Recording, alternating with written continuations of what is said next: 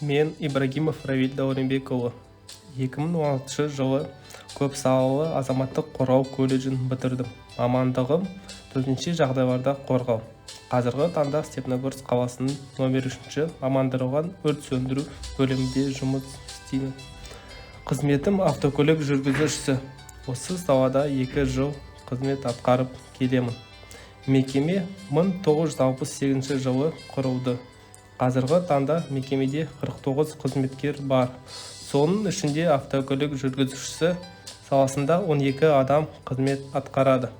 Автокөлік жүргізушісі қызметі қиын әрі жауапты жұмыс. Төтенше жағдайларда әрдайым дайын болуымыз керек. Талап, еңбек, терең ой, қанағат, рақым сынды жеке тұлғалық жақсы сапаларды қалыптастыру мақсатын қойып, өсек, өтірік, мақтаншақтық, ерін шектік, бекер, мал, шашпақ сияқты зиянды әдеттерді жоюға шақырады. Абай адамгершілік, әдептілік нормалары жайында көптеген пікірлер қалдырды. Оның жастарға бірінші қоятын талабы мораль жағынан ұстамды, таза болу, сыпайы, шыншыл болу.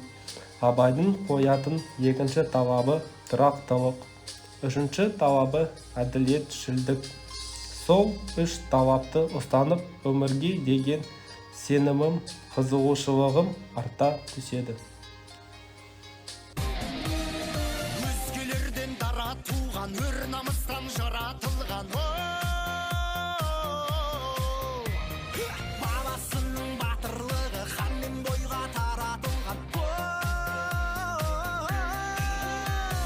алатаудай алашымның, қаратаудай баласымын. Қастерлі алашымның, қорғаймын баласын.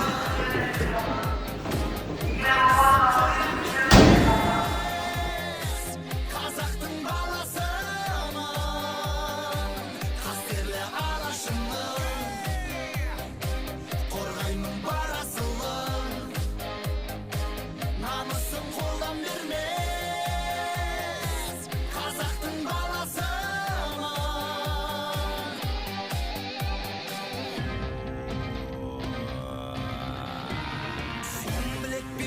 Менің бір күндік жұмысым осындай қауырт жағдайда өтеді. Өрт сөндіру қызметі қауіпті әрі қиын. Еліміз аман болсын, жұртымыз тыныш болсын.